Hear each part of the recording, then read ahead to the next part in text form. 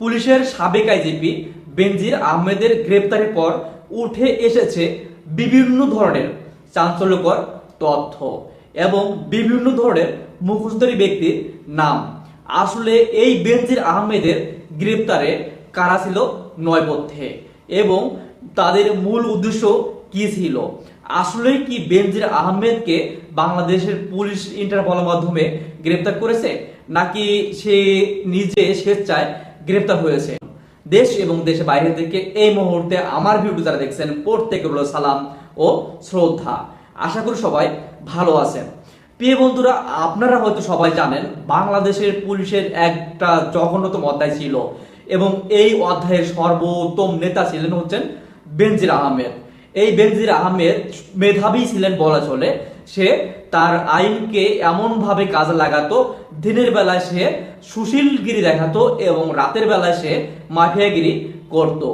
যেখানে যেখানে অর্থ লুট, যেখানে যেখানে সম্পত্তি দখল এবং যেখানে যেখানে যা করা দরকার যে কোনোভাবে সম্পত্তিকে যে কোনোভাবে আইনকে সে প্রণয়ন করত এবং সে স্পষ্টভাবে একটা জিনিস দেখিয়েছে, পুলিশ চাইলেই সবকিছু পারে। আর এটাই ছিল বেনজির আহমেদের অন্যতম একটা ক্ষমতা, যে ক্ষমতাটি আমরা দেখে আসছি সাবেক প্রধানমন্ত্রী শেখ হাসিনার আমলে। এই শেখ হাসিনার আমলে যখন বেনজির আহমেদের সম্পদের হিসাব নিকাশ করার জন্য অডিট শুরু হয়, ঠিক ওই সময়ে বেনজির আহমেদ এবং তার সব পরিবার সহ বাংলাদেশ ত্যাগ করেন। এই বেনজির আহমেদ কিন্তু বাংলাদেশ থেকে পালিয়ে যাননি। এই বেনজির আহমেদ বাংলাদেশ বিমানবন্দর দিয়েই তার সপরিবার সহ চলে গেছে দুবাইয়ে। এই বেনজির আহমেদ যে পরিমাণ অর্থ সম্পদ করেছে এবং লুট করেছে তা একদমই গণনার বাহিরে। শুধু দুবাইয়ে নয়, পুরো বিশ্বর বিভিন্ন দেশে নামে বেনামে এবং যে কোনো ভাবে রাখা যায় সে সেভাবেই সম্পত্তি রেখেছে। এই বেনজির আহমেদ গ্রেপ্তারের অন্যতম কারণ হলো তার ক্যাশিয়ার। 5ই আগস্টের পর সে কিন্তু বাংলাদেশ ত্যাগ করে নাই। সে ইন্টারিম সরকারের আমলে ডক্টর ইউনূসের সময় গ্রেপ্তার হয়েছিলেন এবং গ্রেপ্তারের কিছুদিন পরেই 1 মাস পরে সে কিন্তু জামিন পান এবং জামিন পাওয়ার পর থেকে সে বাংলাদেশে বিভিন্ন ধরনের অঘটন ঘটিয়ে বেড়াচ্ছিলেন।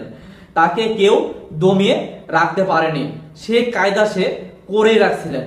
কিন্তু 2026 নির্বাচনে আবার বিএনপি মনোনীত প্রার্থী হয়ে চট্টগ্রাম থেকে সে এমপি মনোনীত হন।